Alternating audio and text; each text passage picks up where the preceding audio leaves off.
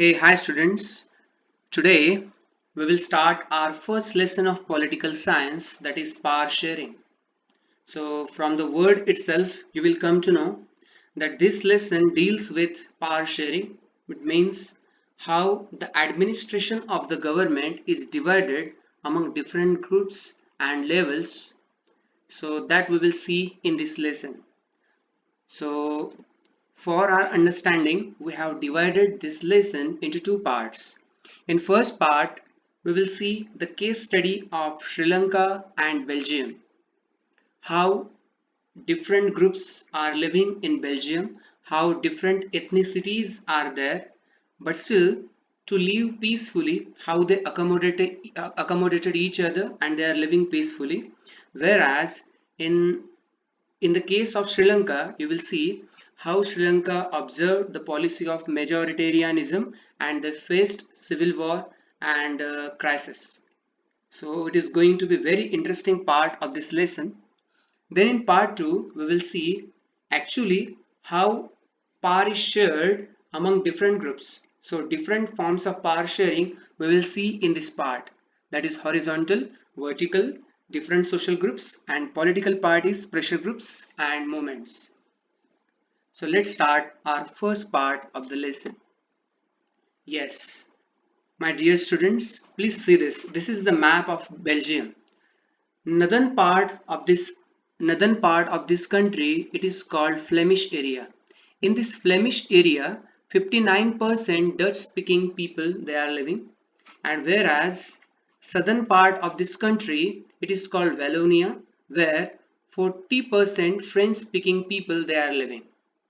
So you can see Dutch people they are in majority in Belgium, whereas French people they are in minority.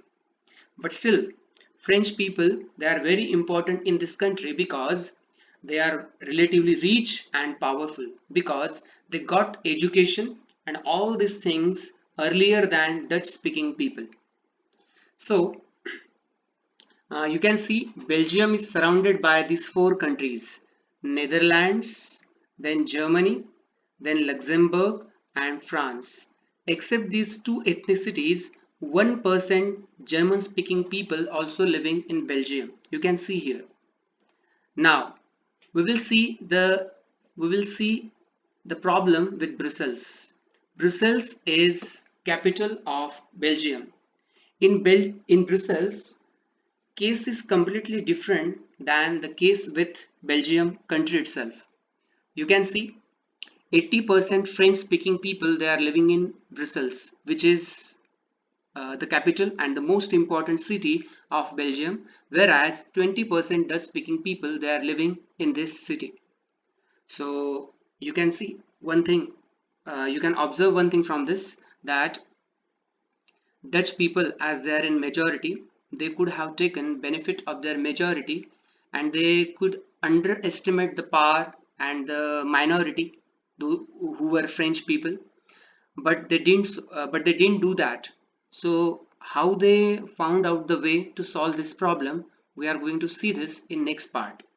So our next slide will discuss about the Sri Lanka. Yes, you can see the map of Sri Lanka. So in Sri Lanka, out of 100%, 74% Sinhala speaking people they are living and 18% Tamil speakers. So these Tamil speakers they are divided into two parts. First, they are Sri Lankan Tamils and second they are Indian Tamils. The Sri Lankan Tamils who are 13%, they are native to Sri Lanka, and Indian Tamils they went to Sri Lanka for plantation in colonial period, and 7% Christians they are living in Sri Lanka and they speak both Sinhala also and Tamil also. So you can see different ethnicities and different language speaking groups are living in Sri Lanka. So here you can see this area is covered, means western coast and northern coast of Sri Lanka is covered by Sri Lankan Tamils and they are speaking Tamil language. So in Sri Lanka Different ethnic groups are there and how they faced civil war we'll see in next slide. Yes, Sri Lanka observed majoritarianism policy. What was that policy that we will see first? Sri Lanka attend policy of majoritarianism, that is a majority Sinhala speaking group made policies that were beneficiary for development of their culture and they neglected minority Tamilians. They gave the importance to only Sinhala language speaking people and they completely underestimated Tamil speakers. So subsequently, in 1956, an act was passed to recognize Sinhala as the only official language, thus disregarding Tamil. Then, according to this act, a new constitution stipulated that the state shall protect and foster Buddhism. In this country, Buddhism will be given importance and it will be fostered. So in this sense we can see that Sri Lanka is not a secular country because Buddhism is fostered here constitutionally. So Sri Lanka is not a secular country. So the importance was given to Sinhala speaking and the speakers of Sinhala only they were given more importance to work in university and they were given more jobs, more government jobs. So Sinhalas were preferred for universities and government jobs also. This was majoritarianism policy. So definitely you can see from this those who were Tamil speakers they got raised. They found out that in this country we are in minority and our rights are not being protected here. So definitely, they are going to oppose this. How do they oppose? Let's see. The consequences of this policy were this. First, Tamils felt discrimination. They opposed the policy of majoritarianism. Then conflict arose between both Tamils and Sinhala community and there was a demand of new independent Tamil state called Tamil Ilam. They were asking for independent Tamil state, Tamil country. So Tamil militant groups were formed, for example LTTE, Liberation Tigers of Tamil Ilam. And between these two groups, Sri Lankan army and LTTE, there was a civil war. This was followed by civil war and this conflict caused loss of lives and properties. It created hindrance in development of Sri Lanka and Sri Lanka again went back economically because of this civil war. So many families were forced to leave the country as refugees and many more lost their livelihoods. So this was the consequence of majoritarianism policy of Sri Lanka. Now we'll discuss about Belgium. What happened with Belgium because of its accommodationary policy? How Belgium accommodated its different ethnic groups? The path taken by Belgium was different from Sri Lanka. Between 1970 and 1993, they amended their constitution 4 times so as to work out an arrangement that would enable everyone to live together with the same country. So there will be no conflict between two groups and the country will not be divided, not parted. A power sharing arrangement was established for establishment of peace in the country. Constitution prescribes that the number of Dutch and French speaking ministers shall be equal in the central government. Dutch speaking ministers and French speaking ministers, they will be equal in the central government and there will be some special laws require the support of majority of members from each linguistic group. Then no single community can make decisions unilaterally, though they are in majority or minority. They can't take any decision unilaterally. Then many parts of the central government have been given to state governments of the two regions of the country. The state government are not subordinate to the central government. The decisions taken by central government will not be compulsory for the state government. So state government, it is not subordinate to central government, but it will be helping hand to central government. Then Brussels has a separate government in which, see, this is very different constitution. That's why it is said The Constitution of Belgium is one of the most complicated constitution of the world. So here you can see Brussels and Belgium, both means capital is having different constitution and country is having different constitution. Brussels has a separate government in which both the communities have equal representation. The French speaking people accepted equal representation in Brussels because the Dutch speaking community has accepted equal representation in the central government. Then third type of government was formed. So again, this is one of the most unique point of Belgium constitution, and it is community government. Third kind of government. Community government is elected by people belonging to one language community, Dutch, French and German speaking, no matter where they live. This government has the power regarding cultural, educational and language related issues. So because of these points and these solutions, Belgium accommodated its people and it stopped its partition. So from both these case studies, you might have observed one thing, that if you want to keep people together, then you have to accommodate something. So in the case of Sri Lanka, we have seen they didn't accommodate, so they faced civil war. And in Belgium, they accommodated each other. That's why they are living peacefully now. So my dear students, these are the points of accommodation in Belgium. You can take screenshot of this for your record. Let's move forward. Yes, now we are going to start our second part of the lesson. That is types of power sharing. Yes. Power is shared in different parts, or we can say different levels and different organs. So first of all, we will see how the power is shared among different organs of government. As this type of power sharing is also called uh, system of checks and balances. Why it is called so? Let's see. Power sharing between legislature, executive and judiciary. It is also known as horizontal distribution. It is called so because all these three organs, means legislature, executive and judiciary, they are having same power.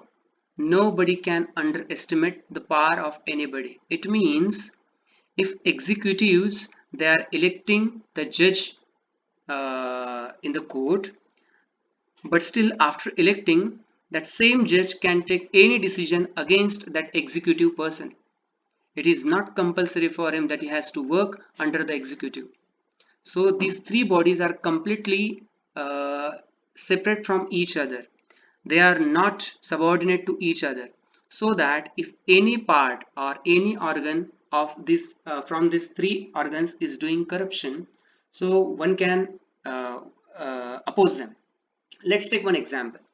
Just imagine there is the one boy who is son of a political leader and he has committed one crime. Uh, the man who is his father, he is from legislature because he is a political leader, isn't it? But his son has did something which is wrong. So executive means police department will come there, he will arrest him and they will take him to the jail. Then the work of executive is finished. After him, the role of judiciary starts.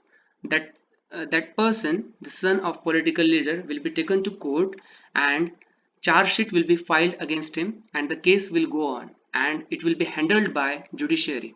So you can see these three organs, they are doing their work completely different ways. They are not controlled by each other. So that's why it is called horizontal power sharing. It is also called system of check and balance.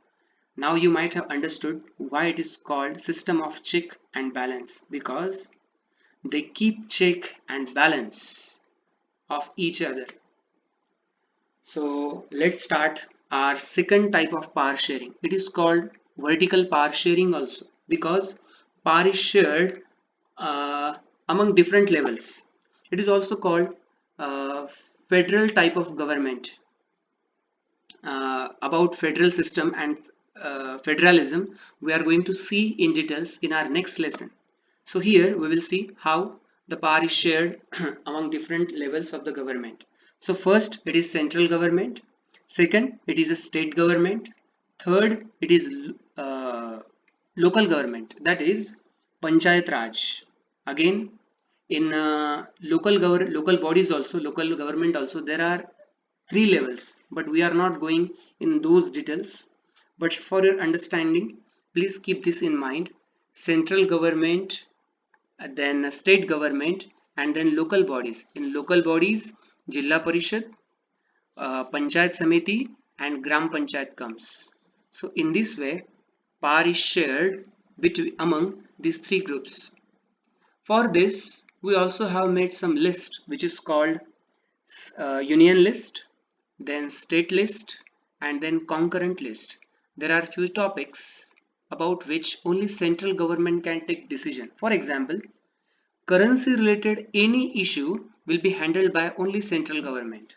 So the issue of or the topic of currency falls into the falls into union list. In state list, you can see police. Every state has different police department, isn't it? So this list falls under this category. And last is concurrent list. Concurrent list is such a list where central government and state government collaterally they decide something and they runs it. So this is called vertical power sharing. Now next, that is power sharing between different social groups. The best example of this is a community government of Belgium. We just discussed about it, where educational, cultural decisions and religious decisions will be taken by this group. So power can be shared between different social groups also. And fourth one, that is power sharing between political parties, social groups. My dear children, uh, there are so many leaders, they contest election but they don't get elected, they don't win election. So what do they do in parliament then? They sit in opposition benches, on opposition benches, and when any uh, related to any topic or any issue, they are going to set up any committee. Person from this departments, traders, businessmen, industrialists, farmers, industrial workers, they are taken in this committee, though they can be from opposition party also. So in this way, power is shared among different levels and different organs and different parts of the country. So I hope you might have understood this. If you have any question, you can comment, you can send me your, you might be having my number, you can send me message also, or you can comment. And for my motivation, you can subscribe my channel and please press notification bell so that whenever I'll upload the video, you will get it very soon. Thank you so much. Have a nice day.